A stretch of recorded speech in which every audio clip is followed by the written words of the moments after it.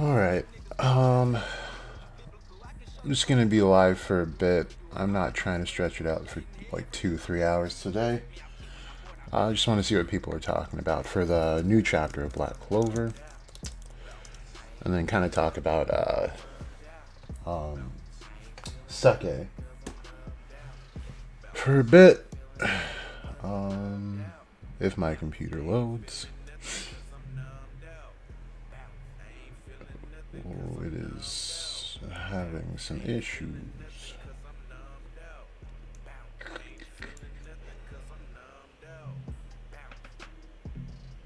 How are you guys doing today?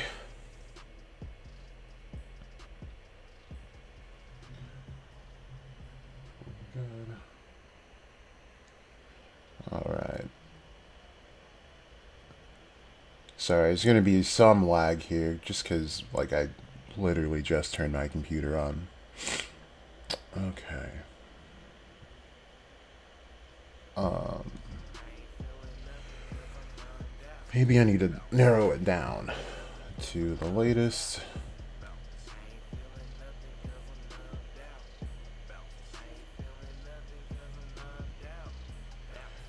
Um, Sorry, I'm not gonna watch that trailer. Um, I have like zero interest in the movie. Um, let's see. People are still crying about the anime not being here. Um, Jeez.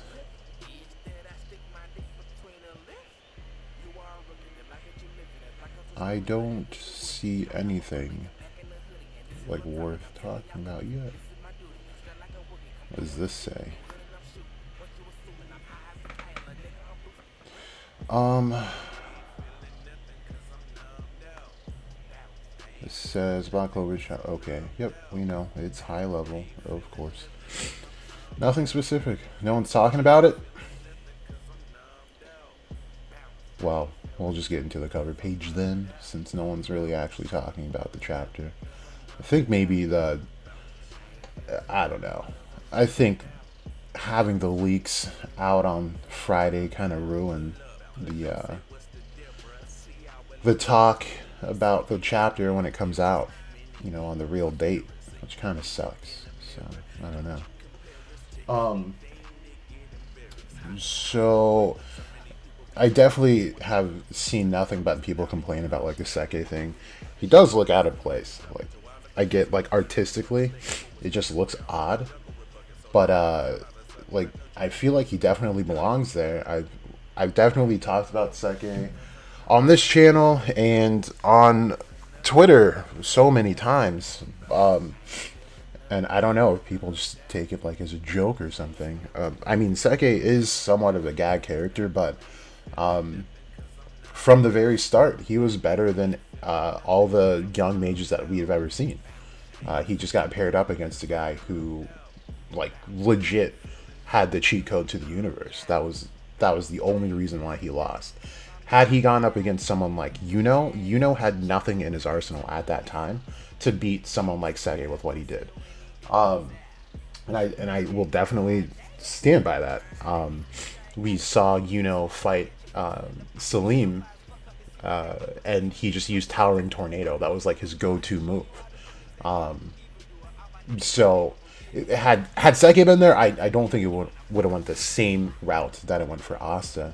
And we have to consider like what he did with his spells. He used the absolute defense spell where any magic relative to his power, I'm assuming, couldn't penetrate, but he could still attack, and that is a really really advanced thing to do. And even I believe it was Yami, William, and Fuegolian noted that that was a pretty smart move. Then, on top of everything, we have Sekke trying to go in on Asta after the battle. While Asta's in the bathroom, he unleashes a Hex Magic Lizard.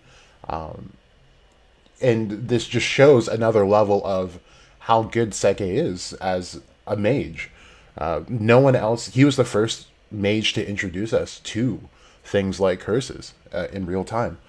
and we just kind of wrote him off because he's a goofy character. But I think there's some level of him that could and should be taken seriously. And when they were testing them on creation magic, he was definitely one of the better ones. His was very elaborate and detailed. It's, I don't know. I just think we have a habit as a community of just like bandwagoning on like, oh, the hate train is Sekke. Well, we'll get on it. Like he is a goofy character, and there's things to hate on for Sekke. He's like not the greatest person ever. Definitely in the beginning, he was an awful, terrible character. But there's one thing to like separate a character to what they can do, their actual ability. Like Nozel was an awful human being, but you could not respect what he brought to the table as far as power and brains. So it's just stuff like that, and then not to mention his grimoire itself. It's on the thumbnail for this live is legitimately mimicking Thor's hammer, and in occult lore, Thor is quite proficient in things like hexes. So it's all there. So again, I think yes, this looks goofy, but there's something more coming down the pipe that we need to be ready for. I don't know who Buggy is. I don't watch OP. I don't read it. I don't plan on it. OP is not my thing. Yeah, no one's talking about this. This is kind of whack. I'm almost regretting coming on here because I thought there'd be more things. Maybe what are we 326? I would like to fix that L. It's bothering me.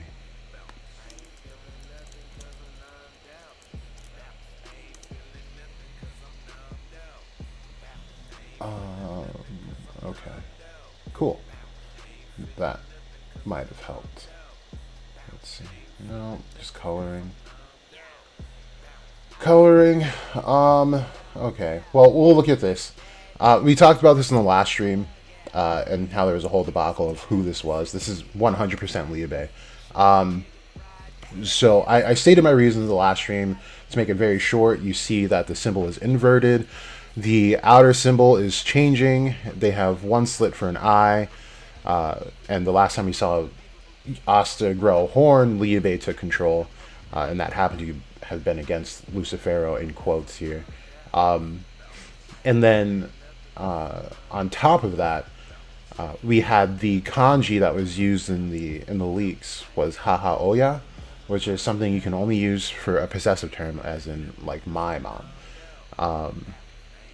But then even within this chapter, and then we all remember the line that Liabe uses when Lucida actually dies, or he's getting sealed while she's dying, is he's saying Kasan, which is another form of mom. It's less possessive. And even in this chapter, he still uses Okasan over Haha Oya at the very end. So I do believe this is 100% Liabe. I don't think there's any doubt about that anymore. And Asta should finally know that that was his mom as well. So that was that. There were some pretty cool parts. It was also this. Oh, no. There was one part that 100% confirms this is Liabe. And it was the page before that, and I don't think anyone's going to post about it. Because all in the words.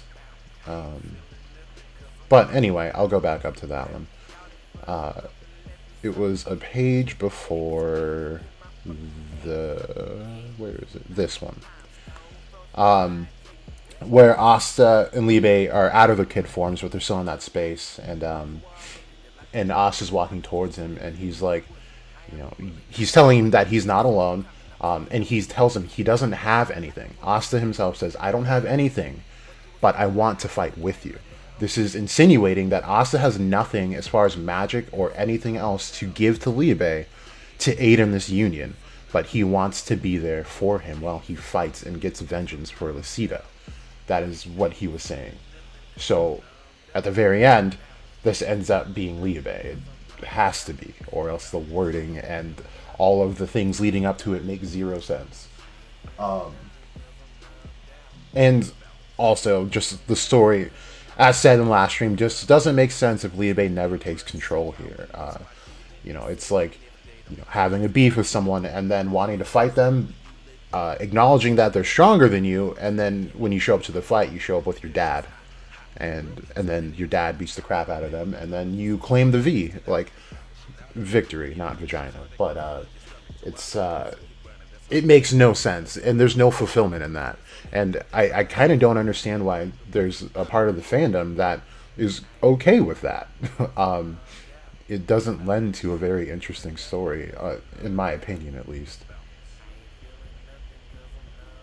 What else? Uh, so this Lucifero thing, I'd only talked about it in DMs, but it's looking pretty positive now. And at least I'm still hoping that this Lucifero is just not real. The whole illusion thing's going around the fandom right now, which I 90% agree with. With Tabata, there's never really 100% chance, I guess. But it seems that every time Lucifero finds himself in somewhat of a predicament, they show a Dremelec and then something else develops. And if we look at where Dremelec is just sitting within the battle, he's got a perfect vantage point to see everything going on. So what should have been a blind spot for Lucifero turned out not to be one. And I do understand that they specifically say that Lucifero is extremely physically adept, and it just still doesn't quite explain why he's able to cover these blind spots without issue. We can definitely say that he has some level of monosensory. Of course, he wouldn't be able to sense Asta or Liebe, as he noted when he rolled up on him the first time.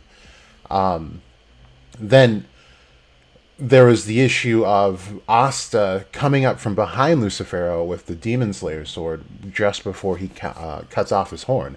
Now, there's no reason why Lucifero should be able to sense Asta in that sense, because if we remember, this directly paralleled the moment of maybe not directly parallel. That's not a good way of putting it.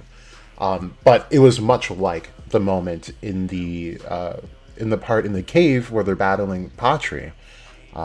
Still guised as Licht, and there was this huge diversion set up by Yami and all the other captains for Asta to be able to sneak up behind Patri and land a blow. And they were taking advantage of the fact that Patri couldn't sense Asta due to him having no magic. So the fact that Lucifero dodged it just barely tells me that there are eyes somewhere else on the battlefield, and it looks like it might be a Dremelec manipulating this one. Because he shouldn't have been able to sense him, and even if he has good reflexes, he shouldn't know that he was even there. But that can still be debated, because again, they do say that Lucifero is just straight up and down like the strongest thing ever. Let's see. I don't know what's going on here, man. I'm not trying to open those pictures. I don't know. Maybe people just weren't fucking with the chapter, or I don't know. Yeah, like I said, I feel like the having those leaks up on Friday kind of do a disservice for the fandom on Sunday.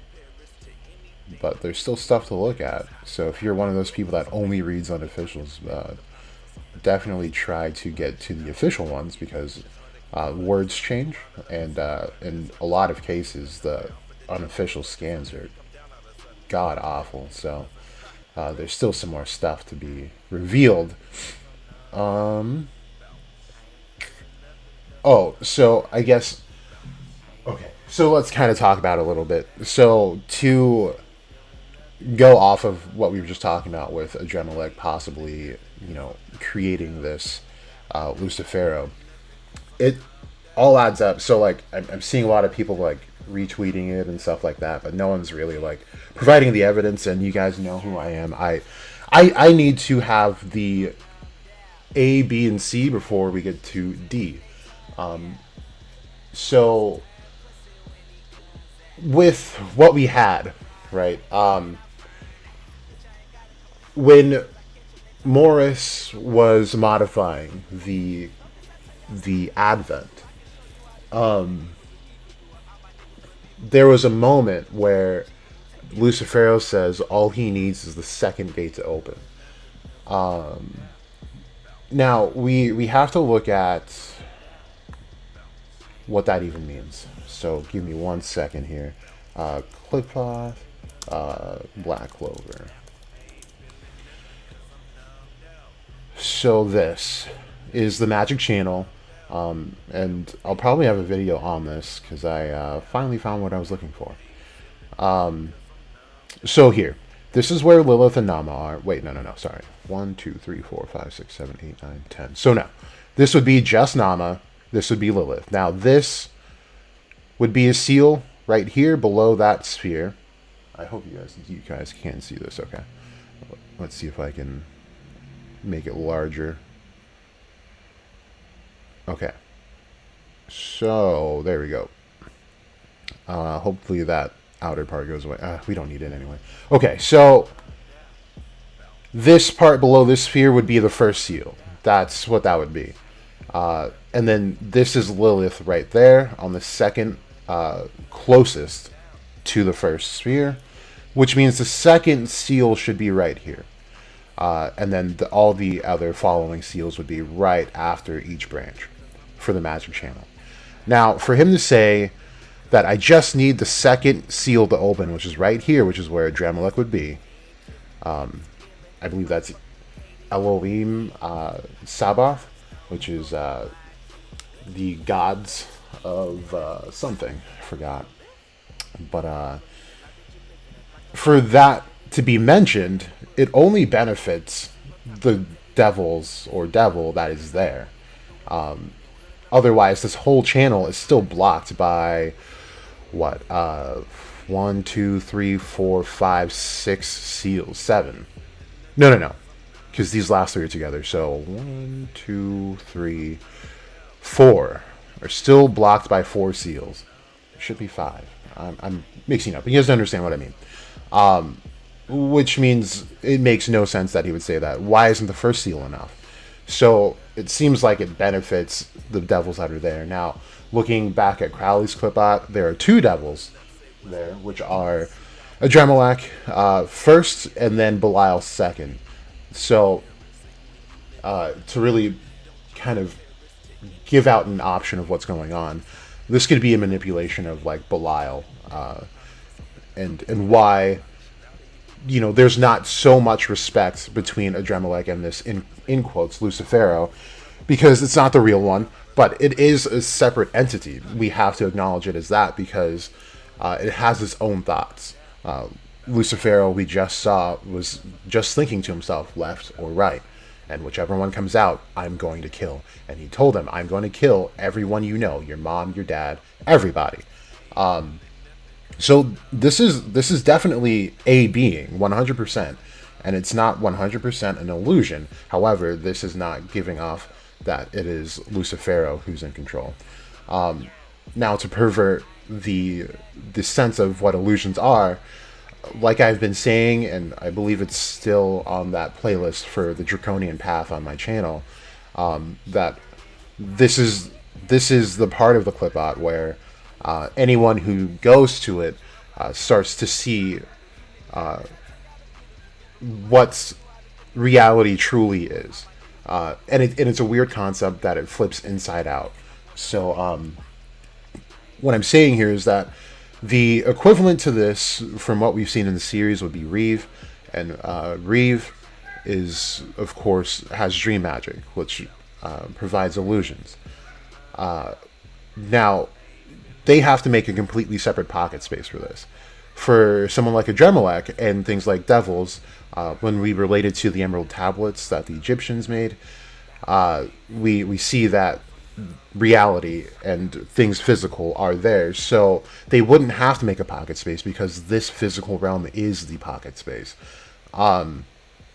So by manipulating the actual bodies of these lower level devils to create whatever worm that was, and then to create finally this Lucifero figure, kind of makes sense in the fact that it's still an illusion manipulated by a Dremelech. However, it's not this. It's not the illusion in the way that you think it would be. So then, when Lucifero gets into this bind where Noct and Yami show up behind him, and we kind of talked about it last stream, where one of the options here was that he gained this body magic from Dante as just part of their contract, as Dante was able to gain some gravity magic.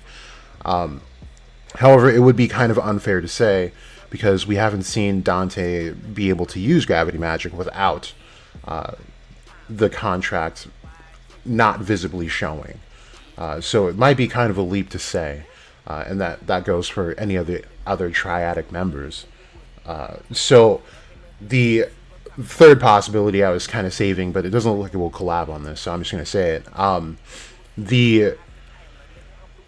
The fact that it seems like he used body magic here seems to me was that this was a Dremelech showing that kind of like using what he was exposed to. And this is what he used in a bind, was that like the only thing here that can help is body magic, and to get rid of them right away. And this is to say that Dremelech was the one who was truly sealed, or not sealed, but contracted with Dante. That's what that would be suggesting. And that's this conversation no one seems to be having. It's like, again, we're skipping to one letter without finding A, B, and C first. So this would suggest that Dante, in fact, was getting played this whole time by a devil that was not Lucifero.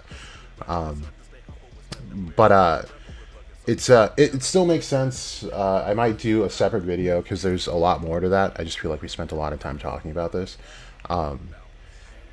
But there's a lot more to suggest that this could be a Dremelech and probably even Belial on the field right now. But let's just see what else is going on Twitter.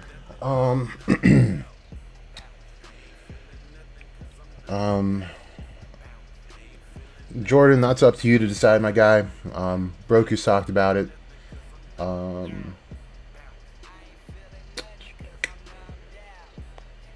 Yeah, Chris, the cover page, I think, looks it like I said, it does look off. I fully admit that. They maybe you could have, I don't know. He just looks like he was kind of slapped in there.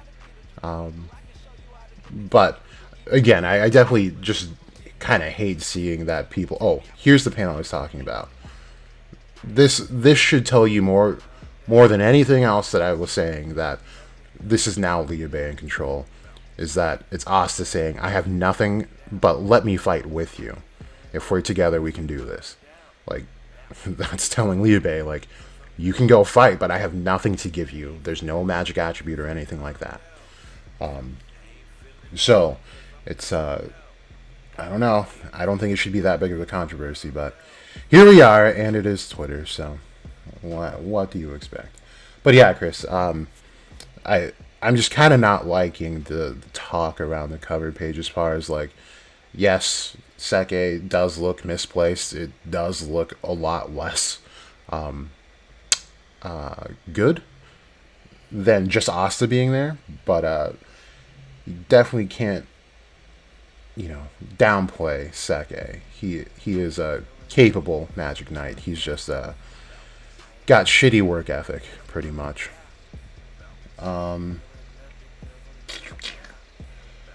What do you think about the theory with Licht originally having 5 swords because one panel where the Witch Queen was talking about him? I don't know. We don't know enough.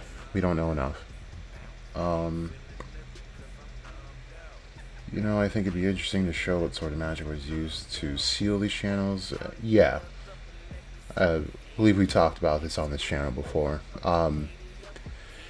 It winds up most likely going back to that. That okay. This is another reason, but kind of goes back to that carving on the wall in Nox's Shadow Garden with the satyr, the owl, and what looks like a could be a snake. Depends on how you look at it, or a lion ram, or possibly even both, given the fact that we just had some Yaldabaoth theories on the channel. Most likely goes back to that because we have the chains there, and the only chains that we've seen that have been really effective in this series are Revchi's chains, which should be able to subdue even things like a devil. And then we have to acknowledge the fact that there is someone strong enough to be able to seemingly make this pocket space for all these devils to be trapped in and then seal them. And that looks like it should have been maybe 1 to 3 mages. And if it was 1 mage, then there's the power scaling for this entire verse will just exponentially skyrocket. But that was also kind of like a Black or Jack Clover thing, maybe like 3 or 4 months ago, talking about how Sekke could come in and possibly be able to seal them back up in a similar fashion, and then maybe even using Henry to modify the layout and the structure of the clipbot. And I had them paired with one other person, but I'm forgetting. But the video's up there. But it was also just talking about them creating things like a dungeon where we've seen a dungeon. The rooms change just like the rooms in the Black Bull's base change because of Henry. Then it was obviously sealed away, and it seems that these seals come off when the dungeon is ready, I guess, in a sense. And to me, that just means whatever sealing spell that was on it is worn off. As we've not seen a permanent sealing spell yet in this series. Yeah. I would say the closest thing to a permanent sealing spell that we've seen is what Lucida did with Liu Bei. However, that was only for the span of, 14 years? But to be fair, he's still in the Grimoire, so it's just tough to say, how that would play out. She seemed to have some type of wherewithal about, him coming out eventually, but I don't know if she actually knew that he would come out, on his own. I don't think that was ever the plan. So it's still kind of up in the air. But this note it just makes me so sad. So like the only thing I can say is sorry to have caused everyone so much trouble. I'll work even harder for year 8. Is like when people complain about like such small things, man. It's just really, I don't know. It bugs me. I guess, there, and not to say like I don't complain about stuff in the series, because I do, but Tabata, we forget he's a really wholesome guy and he does try a lot. So he's provided us with more bangers than misses. So just like, I don't know, we gotta cut the guy some slack. This is not an easy job for real, especially with the quality that he gives us, like from week to week, is really really insane. I couldn't imagine. So yeah. Yeah, no one's really talking about it. It's just the normal Twitter echo chamber. Just the normal stuff. Probably go back here. Let's see.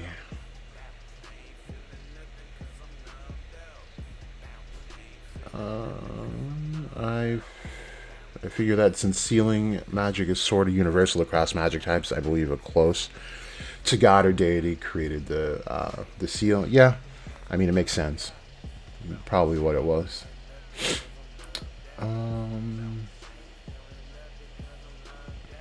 Yeah, no one's really talking here. Yeah, no one's actually talking about it. So,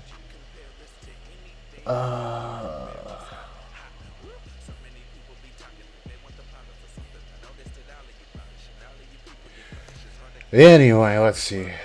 Um, just check out what's going on here. This is like still bullshit happening in our world. Such a shame. Okay. We all know Av by now. Yeah. Yeah. We all know Av by now.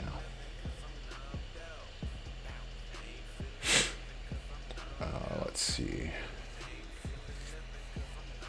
I feel like I was just talking to someone here. Oh, oh. So, I don't know why this picture is not loading correctly, but this symbol we'll probably talk about in a video. Very important, very very important, because the things that happen thereafter are they're looking pretty. They're looking kind of. I won't say weird, but there's seems to be a couple of coincidences that happened when Xenon made that contract, gave up his soul, and us knowing who Beelzebub is as far as occult lore goes and what he does with mages that contact him. Should kind of know what's going on. I think I'm going to touch on this really quick before I forget. I'm probably going to change one of the streams that I do throughout the week. So I've been doing at least two for the past 3 weeks. And I'm thinking how we like scroll through Twitter and try to find things to like kind of talk about. We'll kind of do like a I don't know. I don't want to call it a react because like that's fucking stupid and kind of overplayed at this point on YouTube. But it's like I want to be able to watch theories with you guys because like I scroll through Twitter and I see like some like off the wall stuff, and then some like it seems like the community just like rallies behind one theory, and I don't watch other people's theories, so like I'm just very curious as to how people arrive to some of these things, and so I was thinking I would instead of scrolling Twitter, troll YouTube. I already troll YouTube. I have a whole channel doing that. Kind of scroll through YouTube and listen to a theory with you guys and kind of pause it and talk about it as we go through. But yeah, it might be interesting. It might not be. It might completely flop, but who knows? We'll see. Kind of go through this. I think I'm a much better writer than I am a speaker, you guys. So you just kind of have to be patient with me. But with writing, I'm able to just I'm able to illustrate my points a bit better. So I really wanted to drive home this like angel versus devil thing, right? So we already know the video on this channel, and we kind of already know this first part, so I don't really want to go over this. But we have to look at the swords, right? We're equating Asta to a demon, and he's got nothing but demon killing tools. Given I was really debating on including Demon Slasher just because he obviously named that one, but the rest were pre-named, and I don't know. There's definitely a story to be had with a devil having devil killing tools. There's definitely a story there. However, I feel like it just doesn't make sense just given what we have and some counter evidence supplying the fact that what the. Sorry, let me look at this picture really quick. Sorry. I just realized there was a second grimoire on that rock. Is that Lick's grimoire? So that's interesting. And then, of course, the jewel on the Demon Slayer right next to where it probably fits into. Yeah, I never noticed that second grimoire there. That's cool. Yeah. Anyway, sorry. He's got nothing but demon killing tools.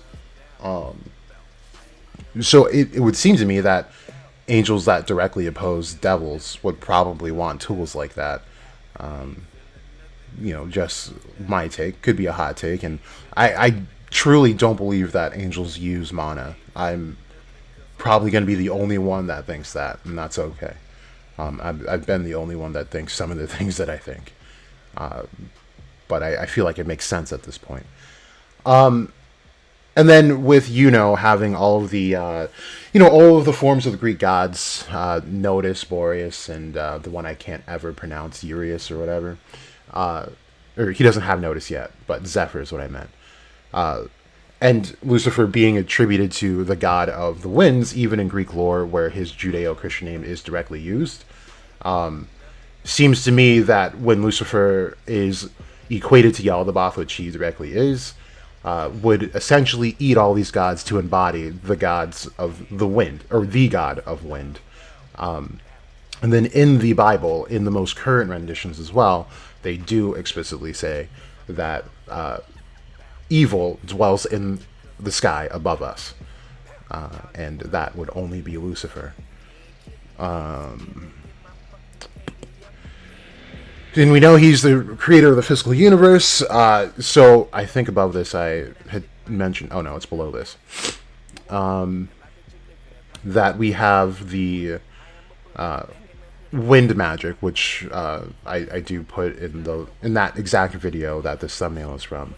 That Quancredible pointed out, it was most likely connected to Aether, which is the breath of the gods. And Aether is quintessence. It's got several different names. We talked about it as 0 point energy as well on this channel, where everything needs a medium to be able to move through.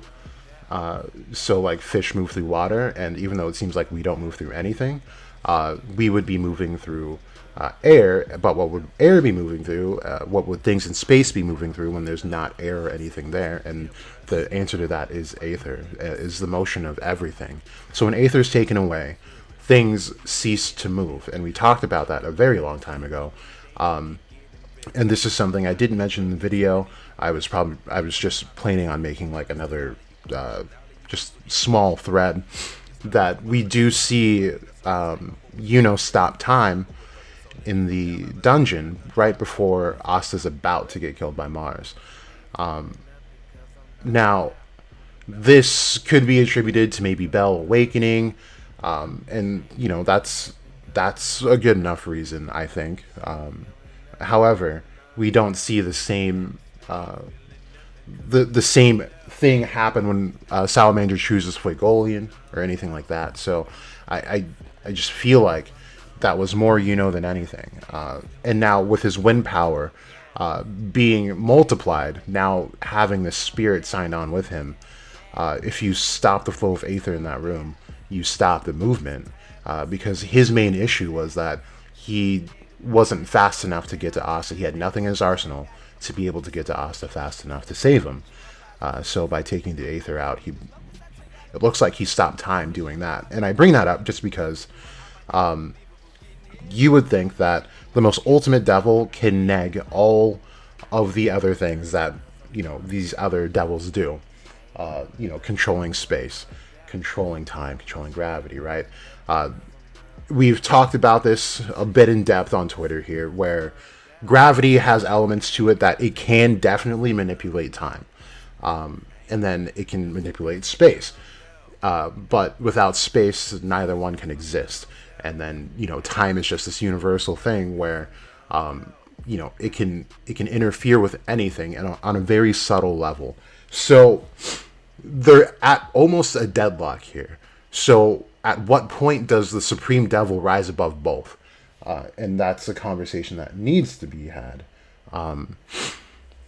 So with having this one-time time stop, and I guess for anyone that would be opposing that that sort of theory of stopping time there, for saying that it just happened one time. We have things like Asta taking magic with his Demon Dweller sword that only happened twice throughout the entire series, and that was like in the very beginning. So there are still things to go over in this series that I think Tabata will circle back to at some point. But to be able to manipulate time, to have the star magic, and we talked about why stars are important to Yaldabaoth, where it's used as a trap for humans, and Yaldabaoth essentially traps the souls of angels within the body of matter, and uses stars to keep them in this illusion that this is what it is, and this is the universe as they experience it when it's truly not. And it's a world crafted by him, which is an evil god. And they manipulate events. Yaldabaoth uses stars to manipulate events. And I think that's what Yuno's potential will end up being when you... Well, Gene, sorry, you just got back from church and we're going to be talking about demons. So, I think at his maximum potential will be able to manipulate like actual events, and kind of manipulate fate in that sense. But we have to acknowledge, like I said in the other video, referring to the Star Sapphire video, he's got this weapon that was used directly against Christ during the Passion, and then the sun and the moon, being his mother and father, of course, are still a part of that Arma Christi, which was one of the events that happened. An eclipse happened during the Passion of Christ. So then we have to go back, and we have to acknowledge, having a weapon used against Christ in this sense. But Christ, when he dies, he doesn't go to heaven to see his dad. He goes directly to hell. And it's called the Harrowing of Hell. We've talked about it in depth, quite a bit. And he goes through all the depths of hell, essentially battles the Archons, and it kind of gets played in a more obscure part, because we know that in like things relating to like religion, some things are literal and some things are not. And when they speak of battles, there are some times where a battle is like mental or spiritual, and then there are some times where it's actually physical. I'm assuming in this sense Jesus has more of like a spiritual battle with all these Archons and comes out triumphant and resurrects on Earth, but then ascends to the actual heaven, Pleroma, back to his father. And this part was, I think the Harrowing of Hell, along with Paradise Lost and Dante's Inferno, Purgatorio, and Paradiso, are all super awesome reads if you haven't read them. But you have to kind of read them as like back to back, as they are somewhat like connected as far as how they use the lore and what devils and angels they use and all that stuff. But Asta in this case does that. He's always been taking in, like, I've always equated these to sins. He's been taking the sins of others, all the weight of the people that he comes across, and he's been absorbing them. So it's this almost Christ-like fashion in which he's absolving these people by taking their sins away. But we still don't know the price to that. And that could be the very reason why Jesus ended up going to hell to begin with. Like, he needed those sins to be able to battle the Archons himself, and to weaken and thin out those forces. Because it was then when he rose back up, or as he's descending and before he rises back up to Earth, Lucifer is at a point in, was it Dante's Purgatory? No, sorry. I don't know what I'm thinking of that. It was still probably the Harrowing of Hell, or the God, what was the second book? It was the Harrowing, and then I'm forgetting the other book. Shit. Yeah, I completely forgot. Sorry. But anyway, Lucifer ends up like he's essentially begging Jesus throughout his entire journey. Like, if you stop and you worship me, I will give you earth. And Jesus every single time denies the temptation, and therefore Lucifer does lose. But however, I believe in that second book, if I'm not mixing up my sources, Lucifer ends up getting like somewhat purified and sees the light finally, which is a very untraditional end to any story involving Lucifer. But would be cool to see here if Lucifero gets, if this is the real Lucifero, of course, gets purified. That would be really interesting to me. Also, I don't know if anyone was ever able to answer it, but do we know what happened to that ancient demon that Mario was fighting? Because I don't think they ever defeated it. Anyway, let's go back to the chat for a minute.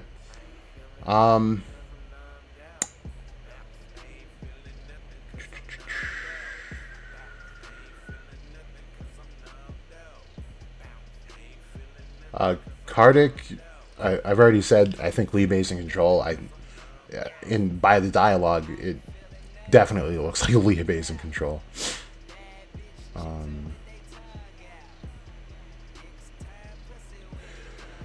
Let's see. Yeah, there's not much going on in the chat. That's cool. All right.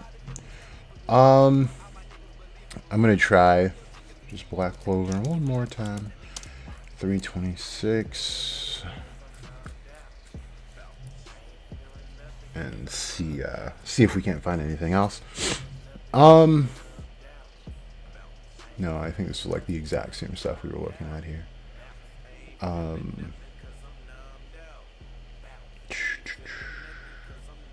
Yeah. It's not looking like anything super interesting is happening here. So, yeah, I'll probably, yeah, I'll probably just end it here. So, yeah, thanks, guys, for tuning in. Just wanted to talk a little bit about what was going on in this chapter. But, I'll probably see you guys on either Tuesday or Wednesday. And probably Sunday, since Sundays seem to be dead. Probably do the